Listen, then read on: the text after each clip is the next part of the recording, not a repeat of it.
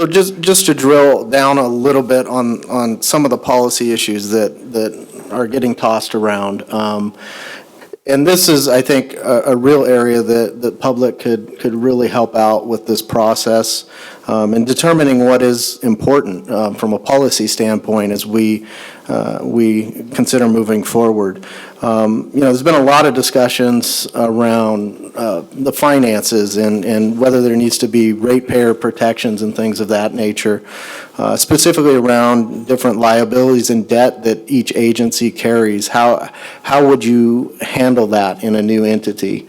How would that look? Is there supermajority voting that would need to be put in place to help balance some of the decision-making on certain key issues? I think what's going to come out of all this is we're going to be doing a pretty intensive review of not only the finances, but just policy issues in general.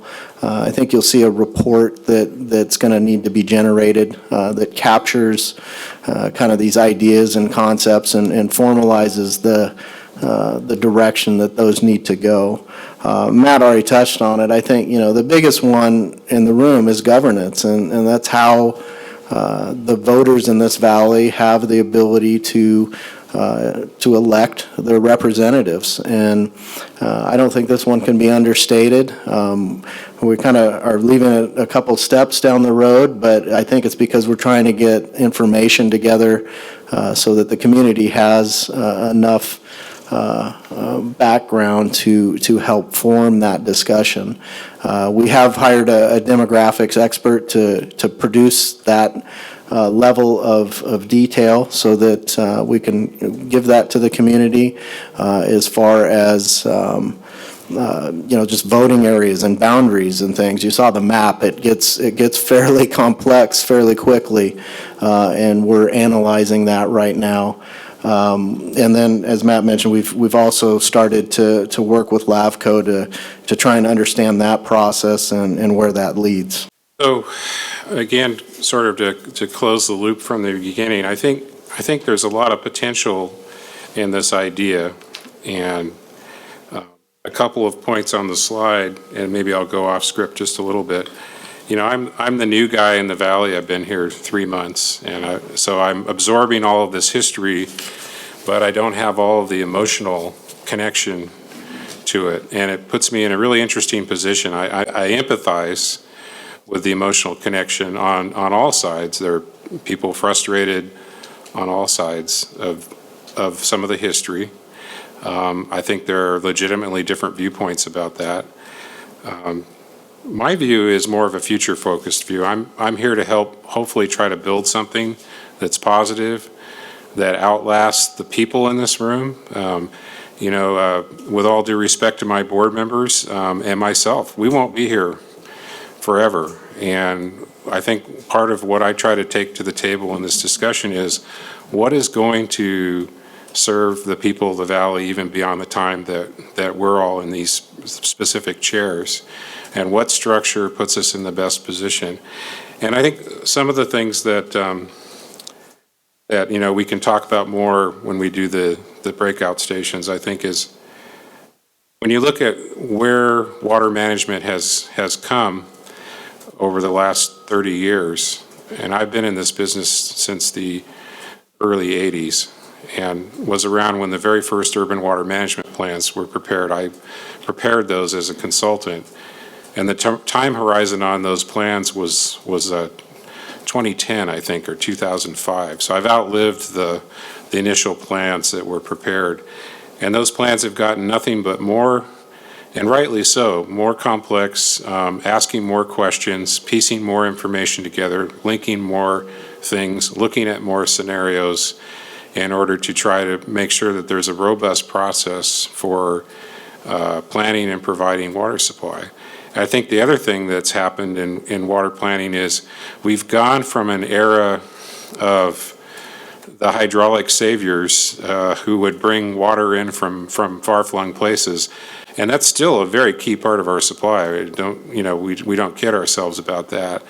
But I think the biggest growth area in supply in the last 20 years has been local supply. and conservation. And we sit in a valley that shares the same groundwater basin, sits in the same surface water hydrologic system, has the same ecosystem that has to interface with that surface water system and be protected. And we're trying to manage those resources, whether it's recycled water, groundwater management. And we have this opportunity with imported water to do that kind of conjunctively. So we take the good years that we have in imported water and try to manage those conjunctively with local conditions. In my view, the model of future governance kind of begs for the question of whether we want to do it on a watershed basis, or whether we want to continue with perhaps individual retail service areas without that, and perhaps something in lieu of that. But that's the question I think that's really on the table, is what puts us in a better position, and then what creates the venue where all the different viewpoints can come to the table. And to me, that goes back to that governance question. That really, to me, is the key question in this decision ultimately, is how is that governance structured, and does it adequately represent all of the people in the valley in a way that they feel comfortable and confident in, neither over-representing or under-representing any particular area or group, but making sure that they're all at the table. And so with a lot of mergers, there's a focus, the primary focus is on cost efficiencies and effectiveness. I think they're there in this merger. With all respect to our lawyers, we could fire half of them, perhaps more. And there are other benefits, I think, that come from those efficiencies. But to me, the bigger issue is how we position ourselves to manage the resource and to be accountable to the people in the valley and provide good service. As far as engaging the public, and getting to the next slide, thank you for having that up already.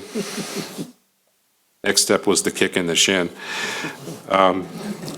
As noted, we have a series of public workshops. We have, you can sign up for email. We have the website, yourscvwater.com. That's meant to, as we go through the process, more things that come out of this will be up on that page. We will be having some joint board meetings as we go along. And again, we're available for community outreach, a road show, if you will, with Steve or I to come out, or I think probably some of our directors are willing to do that as well. We've just been nominated because we get paid to do it. And, we're happy to do it. And then as we go through the process, hopefully we'll define the issues and continue to communicate those on as we go forward. As far as kind of the process timeline, we're in this public engagement process with the workshops still scheduled again for May and June after this one tonight. We would then be making a determination whether to move forward to the next step, which would be an application to LAFCO, and probably the earliest initiation of that would be in the summer of 2016.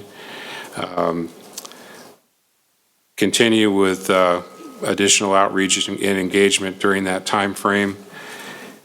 The application process has some rather technical elements to it that will take some time to complete. There's a tax calculation process that Paul has explained to me, and apparently that's one of the longer lead items, so that could take 6 to 8 months, something like that.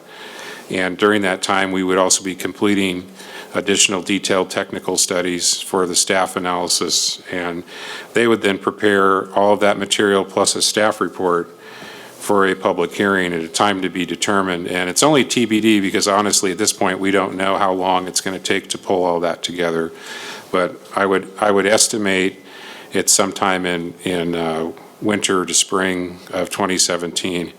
And there are issues we anticipate would also require legislation. So we will be working on kind of the sequence of that and how that interfaces with the LAFCO process, but we anticipate we would need to also have legislation to implement portions of this proposal if it went forward in 2017. So that's what we know right now. We may learn things or determine things as we go through this process, but we'll try to keep the schedule updated as we go.